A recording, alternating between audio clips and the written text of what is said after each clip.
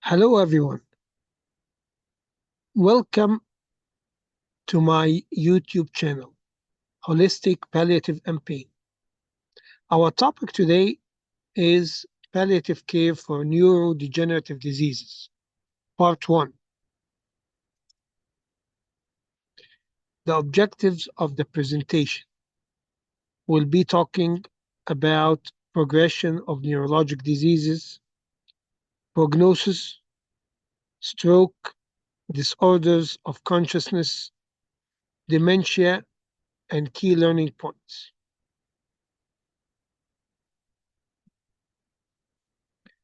Progression of the neurological disease can be classified into acute progressive, days to weeks, such as progressive malignant stroke, such as large subarachnoid hemorrhage, or Creutzfeldt-Jakob disease.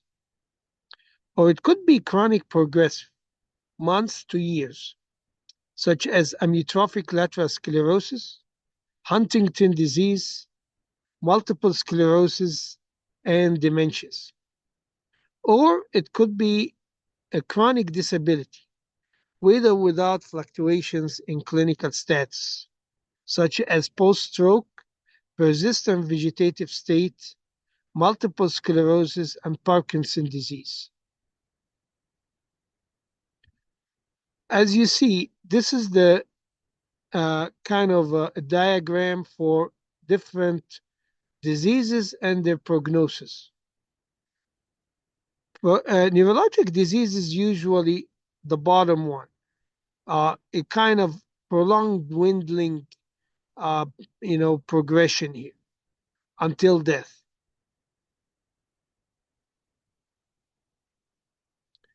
Management of neurologic diseases. First, interventions to treat acute attacks. Two, interventions that modify the course of the disease.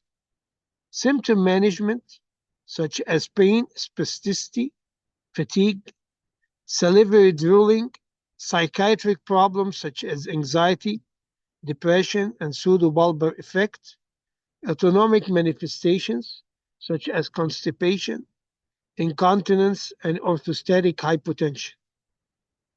And lastly, advanced care planning.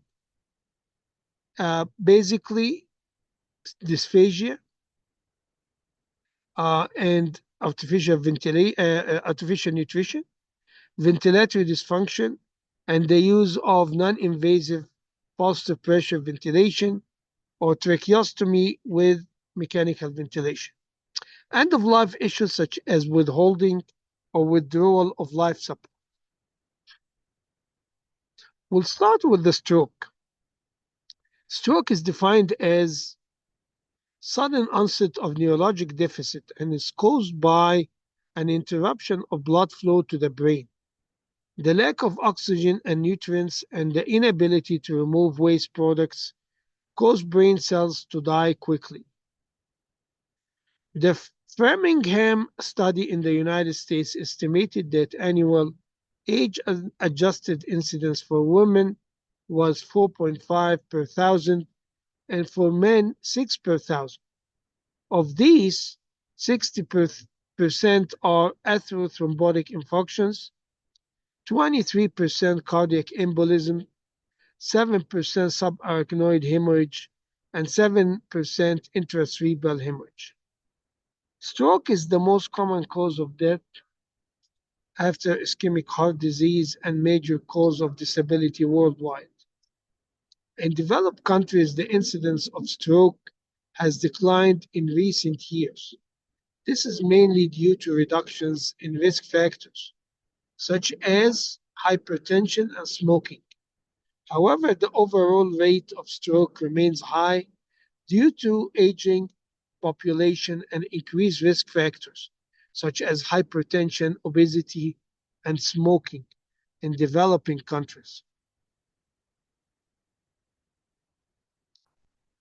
So, again, we have ischemic stroke and we have hemorrhagic stroke.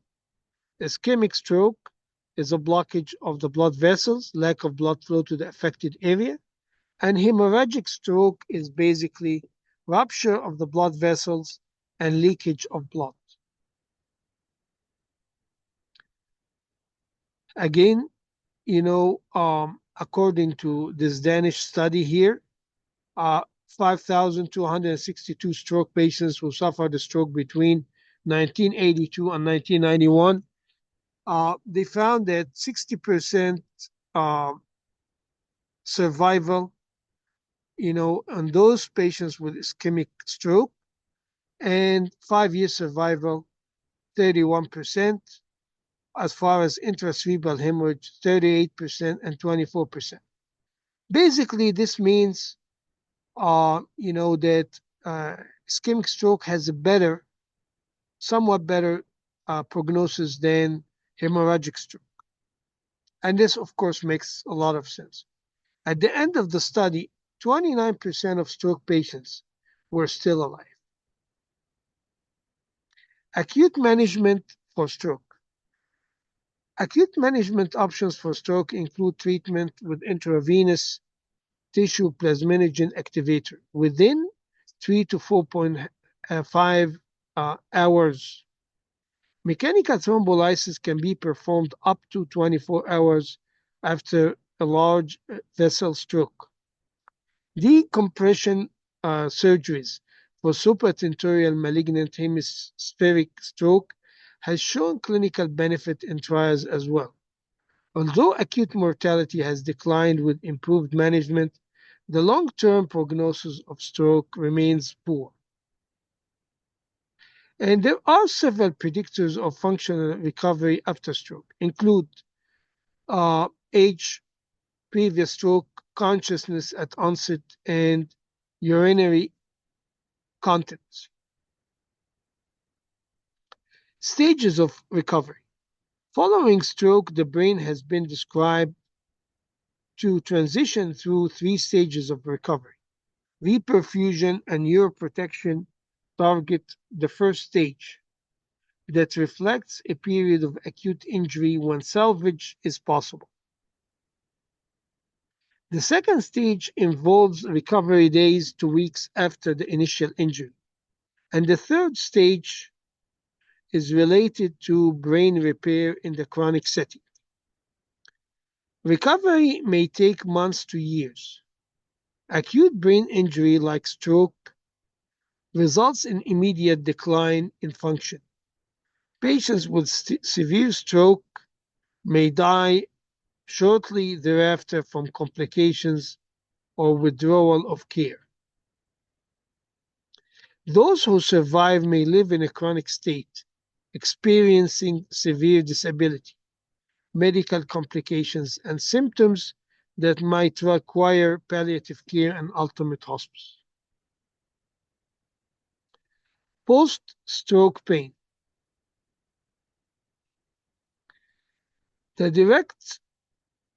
We'll start with the pain, okay? Of course, stroke can cause a lot of stroke, symptoms, but we're going to be focusing on the ones that are basically uh, important to us as a palliative care physicians. So, as far as post-stroke pain, it's the direct result of stroke, which can cause several pain syndromes, and this might interfere with quality of life and also with rehabilitation. Around 25% of stroke patients experience post-stroke pain syndromes, such as headaches, central post-stroke pain, hemiplegic shoulder pain, painful spasticity, and complex regional pain syndrome. Central post-stroke pain is characterized as neuropathic pain starting within weeks to months after the initial stroke. Similar to neuropathic pain, standard treatments such as gabapentinoids or selective noradrenergic receptor inhibitors may be effective.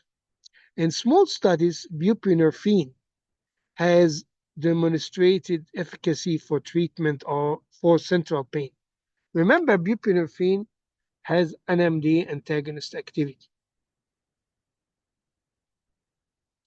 Up to 83% of patients without any arm or motor function are at risk of developing shoulder hand syndrome. In this complex regional pain syndrome, the upper limb has reduced movement and appears edematous, blue, painful, and with altered heat and tactile sensations. The pain requirements of patients prior to sustaining a stroke should not be overlooked, particularly when there are communication difficulties following the stroke. Early mobilization has been shown to prevent this syndrome. Physical therapy and topical thermal therapies with ice and heat, as well as oral analgesics, results in temporal pain relief. This is a nice picture for post-stroke pain. As you see, we can see here painful spasticity, headaches, central post-stroke pain, and shoulder pain, and musculoskeletal pain. Another picture showing, the different pathways, of pain in post-stroke patients. Shoulder hand syndrome usually refers to as complex regional pain syndrome. And there are two types. There's type 1, which occurs post-injury or illness that did not directly damage a nerve, and type 2, which happens after distinct nerve injury. Type 1, we used to refer to it in old days as RSD, or reflex sympathetic dystrophy, and type 2, we used to refer to it as causalgia. Nowadays, we call it type 1 and type 2 complex regional pain syndrome.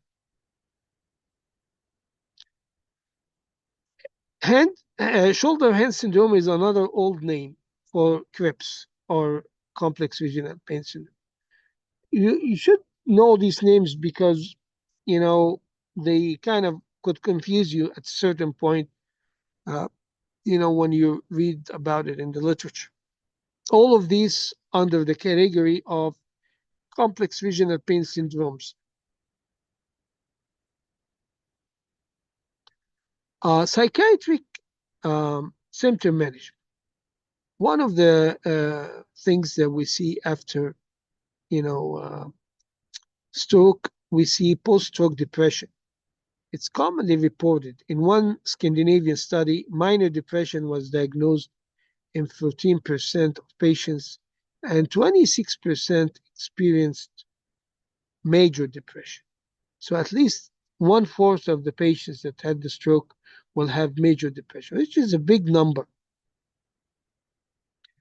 The only independent predictors for post-stroke depression were found to be pre-morbid history of depression and dependency in daily living following stroke. Relatives caring for such patients in the community report that they would have liked more support, and those stroke patients who died in the hospital are reported as requiring more psychological support in one study. This would suggest a role of palliative care in supporting these patients and their families. Advanced care planning. The dysphagia that necessitates artificial feeding of stroke patients is in itself a poor prognostic indicator. Following stroke, 30% of conscious patients have impaired swallowing on the day after stroke, 16% after 1 week, and 2% after 1 month. So it gradually fades, and you will have only 2% at 1 month, with swallowing difficulties. Given this rapid improvement for major patients, it is important to decide how and when to initiate artificial nutrition. Poor nutrition may predispose to muscle weakness and fatigue, which will impair rehabilitation. It will also predispose the patient to pressure area sores. Therefore, persistent dysphagia may require the insertion of nasogastric tube or percutaneous gastrostomy.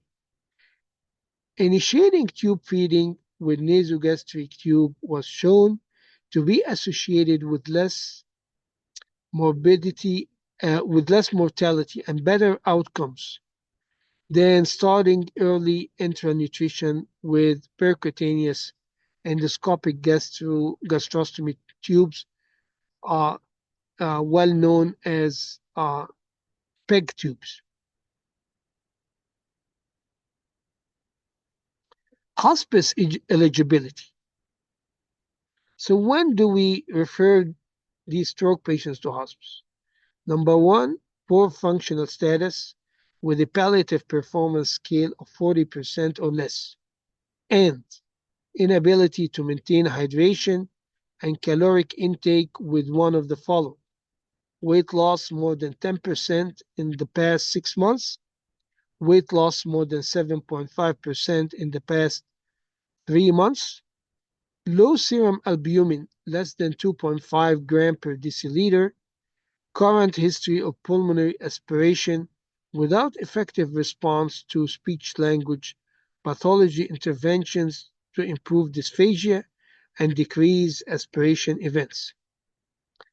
Supporting documentation: coma with 3 of the following on the 3rd day of coma, abnormal brainstem response, absent verbal response, absent withdrawal response to pain, and serum creatinine more than 1.5 milligram per deciliter. So, the take-home message from this is the poor function status, the inability to maintain nutrition, and also the supporting documentation on the 3rd day of coma. So that's why I always tell my fellows, okay, you cannot prognosticate until the 3rd day. Wait till the 3rd day to prognosticate the situation. Okay, severe disorders of consciousness. This is a very important topic that always comes in the board exams. We have coma, which is the deepest stage where you don't have any self-awareness, you don't have any pain, sleep-wake cycles are absent, no motor function, and the respiratory function is variably depressed. Vegetative states where you don't have any self-awareness, no pain or suffering. However, the sleep-wake cycles is intact and no purposeful movement, and respiratory function is normal. Minimally conscious state is you have self-awareness, very limited, pain and suffering, yes, sleep-wake cycles intact, and then you have severe limitation of movement and variable, and as far as respiratory function is variably depressed. Then we have locked-in syndrome, where self-awareness is present, pain and suffering is there, the sleep-wake cycles is intact. Unfortunately, patient is quadriplegic. However, the patient can still have eye movements.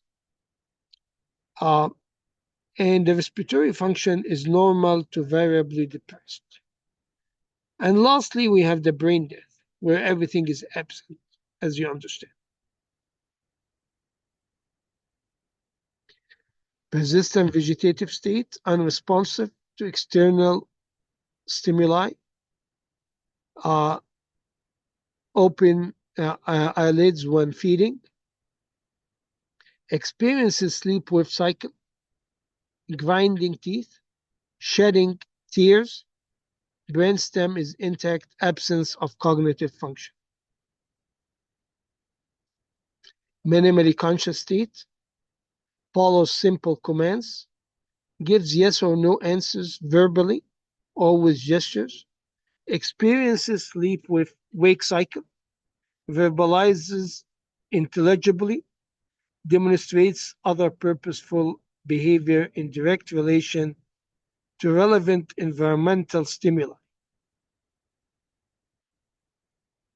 Locked-in syndrome is precipitated by any lesion affecting the ventral pons or the caudal ventral midbrain, while the integrity of the cerebrum remains intact. The nucleus of the third cranial nerve lies ventromedial in the midbrain near the cerebral aqueduct. Patient cannot move, cannot talk, cannot breathe, and can only blink. So the eye movement is preserved. Again, vegetative versus minimally conscious, and then emergence. Okay, and then another, comparison between the vegetative state and minimally conscious state. Please look at this table because this is a very common question in the board exams.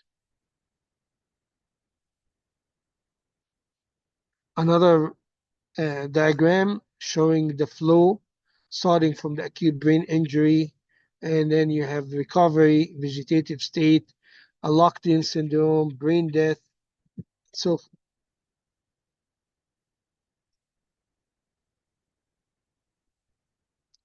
okay, we're going to talk about dementia. Dementia is not one thing. There are different types of dementias. We have Alzheimer, we have vascular dementia, we have mixed dementia, we have dementia with Lewy body, frontotemporal dementia, Parkinson disease, and Creutzfeldt-Jakob disease. Alzheimer is the commonest type, 62%, followed by vascular dementia, 17%, and then mixed dementia, 10%. Dementia is a chronic decline in memory and in at least one of the other area of cognitive function sufficient to affect daily life. Median survival following initial diagnosis of dementia ranges from 8.3 years at 8.3 years diagnosis at age 65 and 3.4 years diagnosis at 90. So basically, patients that were diagnosed at 65, they have almost like 8.3 years survival, and those the diagnosed at 90 probably have like 3.4 years, survival after this patient has been already,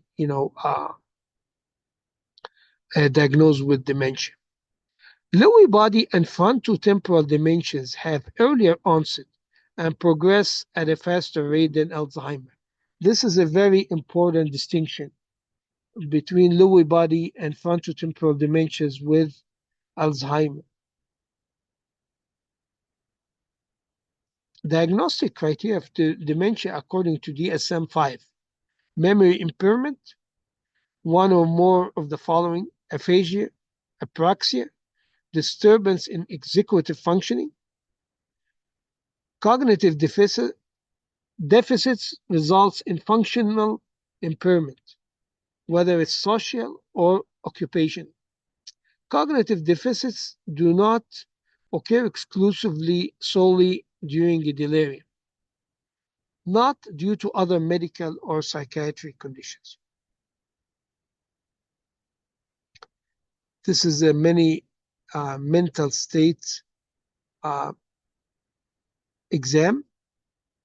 And according to this one, which is basically composed of uh, orientation, registration, attention, and calculation, recall, and language.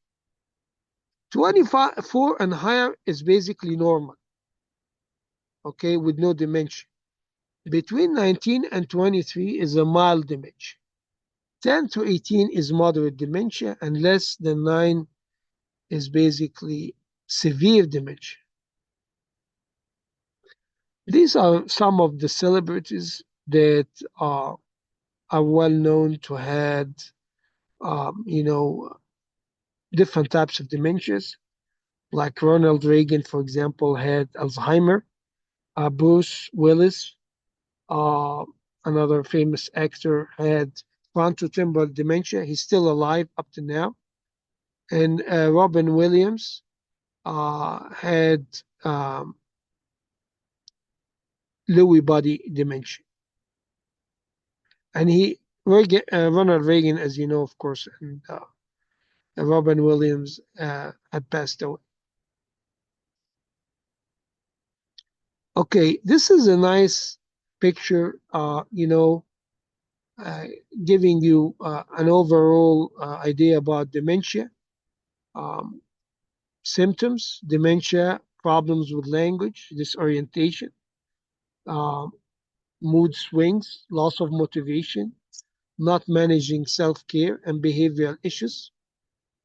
The major location of the problem is in the temporoparietal region, areas for language and memory. And this makes a lot of sense. Micropathy, cortical atrophy. Micropathy is the A beta plaques and the two neurofibrillary tangles. This is a very important, you don't have to get too deep about these, but you at least have an idea about, these micropathic changes in Alzheimer's disease. As you see here on the right side, the cortical atrophy and intraneuronal neurofibrillary tangles, interstitial amyloid neuritic plaques, loss of neurons with gliosis. And there are some genetic component to it. Also, from a chemical point of view, the cholinergic neurotransmission is majorly affected.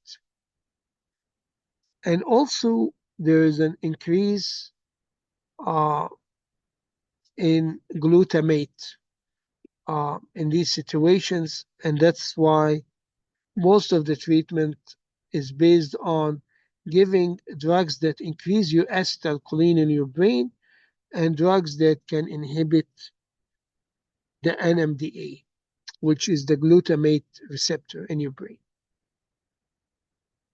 So this is basically some of the medications that we're using. The cholinesterase inhibitors work by increasing the level of acetylcholine. Drugs such as rivastigmine, galantamine, and donepezil. And basically, the upper ones, the rivastigmine and galantamine, is used for mild to moderate Alzheimer, while donepezil is used for moderate to severe Alzheimer, together with the NMD antagonist that we're gonna talk about. So again, very simple. The drugs for dementia are basically acetylcholinesterase inhibitors and NMD antagonists. The most famous one is the memantine.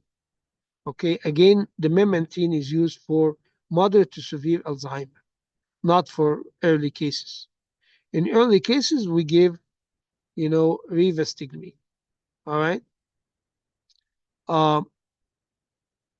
In moderate to severe cases, we can give the donepezil, which is an acetylcholinesterase inhibitor, and memantine.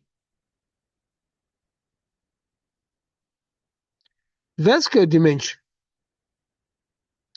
This is the second common type of dementia, and it's related to basically atherosclerosis of different vessels. Okay, And it could be related to occlusion of the carotid. It could be related to uh, middle cerebral artery occlusion, um, and it's usually microbleeds.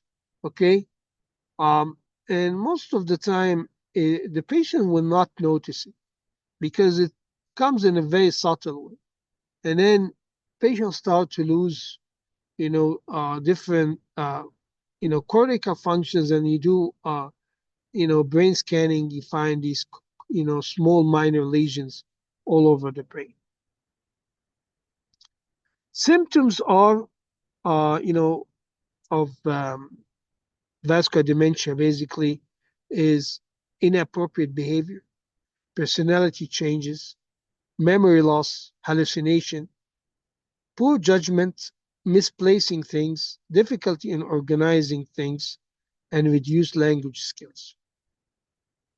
This is a very nice picture for microvascular dementia here. Lewy body dementia, also known as dementia with Lewy body, is the second most common type of progressive dementia after Alzheimer's disease. Protein deposits called Lewy body develop in nerve cells in the brain neurons, involved in thinking, memory, and movement. Lewy body dementia causes a progressive decline in mental abilities. People with Lewy body dementia might have visual hallucinations and changes in alertness and attention. Other effects include Parkinson's disease signs and symptoms such as rigid muscles, slow movement, walking difficulty, and tremors. To wrap this up, with Lewy body dementia, it's faster, in progression than Alzheimer.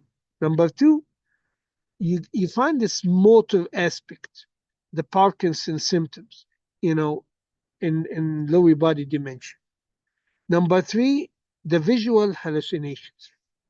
So these are the main three differences between Lewy body dementia and Alzheimer. Again, this is the Lewy body dementia. And in Lewy, you find these Lewy bodies in the substantia nigra, as well in other brainstem nuclei and cortex. You find also the cortical Lewy bodies, loss of dopamine projections to the frontal cortex and basal ganglia, resulting in dementia. Patients having visual hallucinations, patient exhibit Parkinsonian motor symptoms. By the way, there's Lewy body dementia and there's dementia with Parkinson's disease. In other words, you can have Lewy body, in Lewy body dementia, the Parkinson symptoms happen after the dementia. While with Parkinson dementia, the Parkinson comes first and then dementia comes later. All right? But at the end, both of them will have Parkinson manifestation. So this is a very important, question in the history. Lewy body disease, Parkinson disease, mild cognitive impairment. Then you get the Parkinson dementia.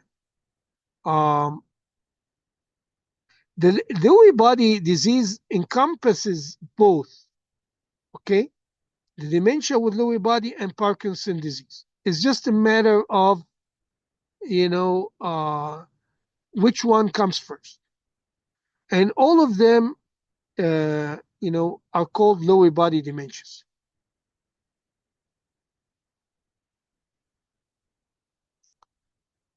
Frontotemporal dementia. It's a clinical neurodegenerative diseases affecting frontal and temporal lobes. And it can cause personality changes, loss of socially acceptable behavior and emotions, bizarre and compulsive behaviors, language dysfunction, and movement disorder. Again, the difference between Alzheimer and frontotemporal degeneration. I told you about frontotemporal degeneration here. It's more progressive and it's faster. Okay. Alzheimer usually in patients above 65. With the frontotemporal degeneration can affect ages between 40 and 65. The time between the start of the symptoms and the diagnosis is usually less than 3 years. Time between the start of the symptoms and a diagnosis is often uh, more than 3 years. Most common cause of dementia. This is a rare condition, frontotemporal degeneration. Memory loss is an early symptom. Memory loss develops later on. Behavior changes are one of the first noticeable signs in frontotemporal dementia. Getting lost in familiar places is not common, while it's more common in Alzheimer's. Seeing or hearing things that are not real is not common in frontotemporal degeneration, but more common with um, Alzheimer's. To wrap this up in 2 words, frontotemporal dementia affects younger ages. Number two, it's faster in progression. Um, you have, behavior changes in frontotemporal dementia, very noticeable from the get-go. Creutzfeldt-Jakob disease, it's a triad of rapidly progressive dementia, myoclonic jerks, and gait disturbances. Creutzfeldt-Jakob disease is a rare fatal brain disorder that usually occurs later in life and runs a rapid course. In the early stages of the disease, patients may have failed memory, behavior changes, impaired coordination, and vision problems. As Creutzfeldt-Jakob disease progresses, mental deterioration becomes more severe, and they can have uncontrolled movements, blindness, weakness, and they can go into a coma. The condition often leads to death within few weeks or months after symptoms begin. About 90% of patients do not survive for more than 1 year. In the United States, about 300 people are diagnosed with this condition each year. It occurs in approximately 1 in every 1 million people worldwide. To wrap this up, Creutzfeldt-Jakob disease is a rare disease. Okay, I had the chance to see only one patient during my career. Creutzfeldt-Jakob disease is characterized by a triad of dementia, myoclonic jerks, and gait disturbances. Creutzfeldt-Jakob disease is very difficult to diagnose because it's similar to other forms of dementia. The only way to confirm the diagnosis is to test small sample of brain tissue, which can be done by brain biopsy or autopsy. Creutzfeldt-Jakob disease is caused by the buildup of abnormal prion proteins in the brain. For most patients, the reason for abnormal prions is unknown. About 5 to 10% of cases are due to inherited genetic mutation associated with Creutzfeldt-Jakob disease, or what we call familial Creutzfeldt-Jakob disease. So remember, two things here, that 5 to 10% of cases could be inherited genetic mutation, and also it's related to the deposition of prion proteins in the brain. This condition could be acquired through a contact of infected brain tissue, iatrogenic Creutzfeldt-Jakob disease, or consuming infected beef, what we call variant Creutzfeldt-Jakob disease. There is no specific treatment for Creutzfeldt-Jakob disease, so the goal is to make a person as comfortable as possible. This is a nice picture for Creutzfeldt-Jakob disease, caused by proteins called prions that are not killed by standard methods for sterilizing surgical equipment. There are normal human protein and there's disease-causing prion. These are consequences. Patients lose the ability to think and move properly and suffer from memory loss, and it's always fatal, usually within 1 year. Huntington disease is another devastating condition that can cause dementia, where the patient loses the ability to control thoughts and movements, usually at a much younger age than Alzheimer's. Huntington disease is an inherited genetic disorder passed down through parents that has symptoms sometimes described as combination of Alzheimer, Parkinson, and ALS. Motor skills and mood are profoundly affected by Huntington disease, while understanding and memory loss are less of a problem than for people who have Alzheimer's disease.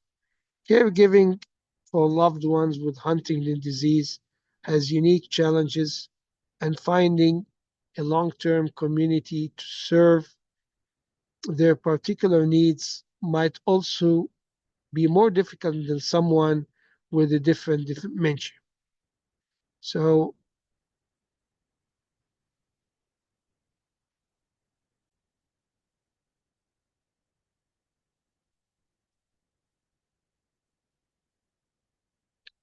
again, symptoms of Huntington disease are impulsivity, balance problems, decreased creativity, slow eye movements, episodic anger and irritability, slowness of movement, chorea, and involuntary movement, decreased or reduced multitasking, restless, rigidity, reduced organization, concentration, prioritization, reduced fine motor tasks, OCD and psychosis, trouble swallowing, and depression.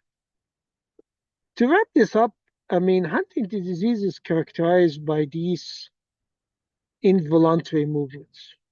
Okay, the chorea. That's the characteristic thing in Huntington's disease, and this actually can make this, taking care of these patients pretty difficult compared to just an regular Alzheimer patient. But fortunately, this is a rare thing, to see. And thus, most of the patients that we see in the clinic are usually, Alzheimer or vascular dementia. Again, the comparison is important. The onset of, is basically gradual in both cases, Alzheimer and Huntington. The problem in Huntington dementia is subcortical, while in Alzheimer it is cortical. The executive function impairment in Alzheimer correlates with the general cognitive decline. However, in Huntington disease or Huntington dementia, it's early and significant impairment, disproportionate to the cognitive domains, other cognitive domains. The language in Alzheimer is significantly affected, while in Huntington it's relatively preserved until later stages.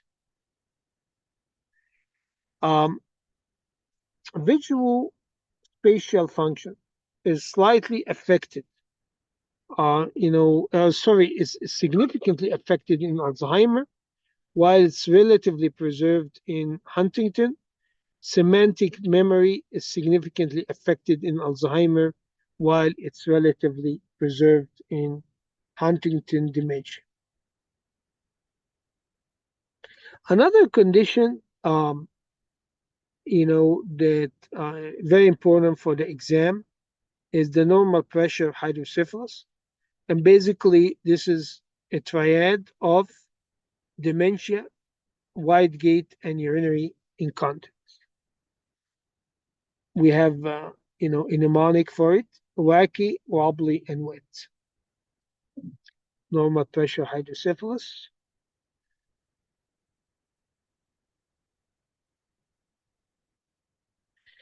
Also, another condition that you should know about is Wernicke's encephalopathy. And this is caused by thiamine deficiency in alcoholics. And it's another triad: confusion, cerebellar ataxia, and abnormal eye movements with ophthalmoplegia. And basically, it's related to petechial hemorrhage from small vessels in the mammillary bodies found in the brain, which are associated with necrosis and loss of nerve, which can lead to shrinkage and atrophy and gliosis.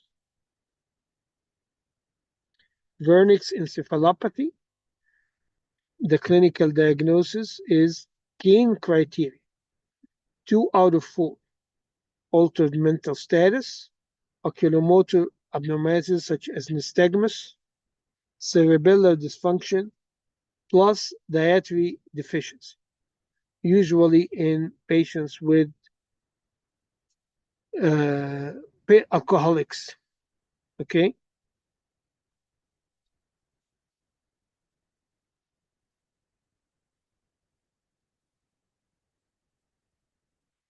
Korsakoff syndrome is basically another form of chronic B1 deficiency, and it can lead to memory impairment, anterograde and retrograde, associated with confabulation.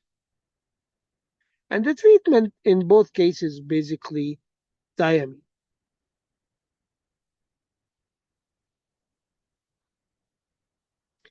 AIDS dementia complex. Approximately 2/3 of the patients with AIDS develop dementia, mostly due to AIDS dementia complex. We talked about it in our lectures about HIV. In some patients, HIV is found in the CNS at the postmortem. In others, an immune mechanism or unidentified pathogen is blamed. Dementia is initially of a subcortical type. CT shows atrophy, MRI increased T2 signal from white matter. Treatment with zidovudine halts and partially reverse neuropsychological deficit. AIDS dementia complex. As you can see, the clinical picture of AIDS dementia complex. Ataxia, hyperreflexia, paraparesis, and extensive plantar response.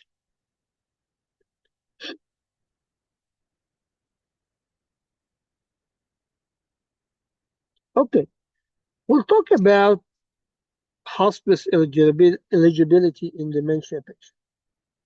So the most famous scale is the FAST scale. All right. There are other scales as well, but this is the most important one that you should be aware about. FAST scale is from 1 to 7. Basically, if you're 7 and above, you are eligible for hospice care. With, if you look at it, I mean, when you reach the 7 stage, you already have urinary incontinence and fecal incontinence. All right. So also, at 7A, your speech is limited to half a dozen of intelligible words. So, from my, from my perspective, I always ask about the urinary incontinence and fecal incontinence, and I would observe whether the patient is able to talk more than 6 words or not. If he's not, he's eligible for probably hospice. Fast stage 7, dependent in all daily activities, incontinent for bladder and bowel, speech limited to no more than 6 usable words. Plus, one of the following complications, such as aspiration pneumonia, upper urinary tract infection, recurrent fever or infection after a course of antibiotics, sepsis, stage 3 or 4 pressure ulcers, weight loss more than 10% of body weight within 6 months, albumin less than 2.5 gram per deciliter. Symptom management in dementia patients. Pain and agitation. Pain, prevalence of pain in older patients living in residential care is consistently higher than prevalence of pain in older persons living in the community, regardless of the definition of pain used.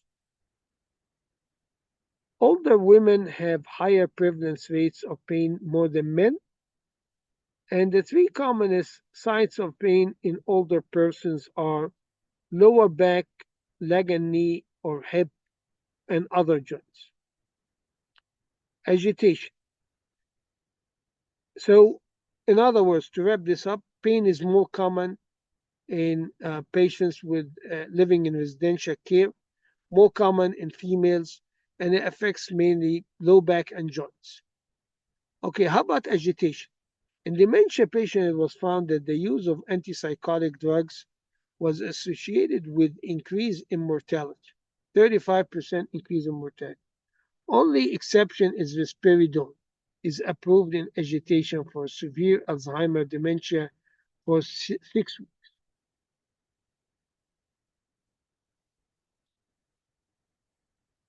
The way we assess pain in dementia, advanced dementia patient, is we use a scale called Pain Ad scale, which is composed of the following items: breathing, independent of vocalization. Number 2, negative vocalization, facial expression, body language, and consolability. And the scale is basically ranges from 0 to 10 based on a scale of 0 to 2 for 5 items, with higher scores indicating more severe pain, 0 being no pain and 10 being severe pain. Advanced care planning for dementia patients. When eating difficulties arise, feeding tubes are not recommended for older patients with advanced dementia. Careful hand feeding should be offered because hand feeding has been shown to be as good as tube feeding um, for the outcomes of death, aspiration pneumonia, functional status, and comfort. Moreover, tube feeding has been associated with pain, agitation, infection, bleeding, greater use of physical and chemical restraints, possibility of fluid overload, and development of new pressure ulcers. This is a very common question in the exam. Okay, although some risks and harms conferred by tube feeding are also relevant in the case of parenteral hydration, example, pulmonary or peripheral edema, increased secretions, there might be circumstances in which limited and focused trials of parenteral hydration might have some benefit, for example, in patients with delirium related to conditions like opioid toxicity or hypercalcemia. So, generally speaking, patients with advanced dementia, we try careful hand feeding. We try to avoid tube feeding, whether it's a nasogastric tube or um, a PEG tube, gastrostomy tube, because it's associated more with pain, agitation, infection, bleeding, more restraints, physical and chemical restraints, and there's a possibility of fluid overload. Also, parenteral hydration is not a very good idea, except in situations where you have delirium, where giving a bolus of fluids can help out to flush, opioid metabolites. If the patient is taking opioids, or let us say patient is having a condition like hypercalcemia. Role of palliative medicine in general in neurodegenerative disease. First, breaking the bad news, psychological help, symptomatic treatment, feeding and home ventilation, end of life decisions, terminal phase and death, and lastly, bereavement counseling. Key learning point: there's a need for symptom control, psychosocial support, and help with advanced planning and end of life decision making in patients with neurodegenerative disorders. Patients with neurological diseases are prone to fatigue, communication difficulties, and decreased mobility. All of these factors affect their ability to participate in psychosocial support and counseling. While there is no cure for neurodegenerative disorders, there are particular treatment options that decrease the burden of symptoms and help to maintain quality of life of patients and caregivers. Thank you. This is the end of part one, palliative care for neurodegenerative disease.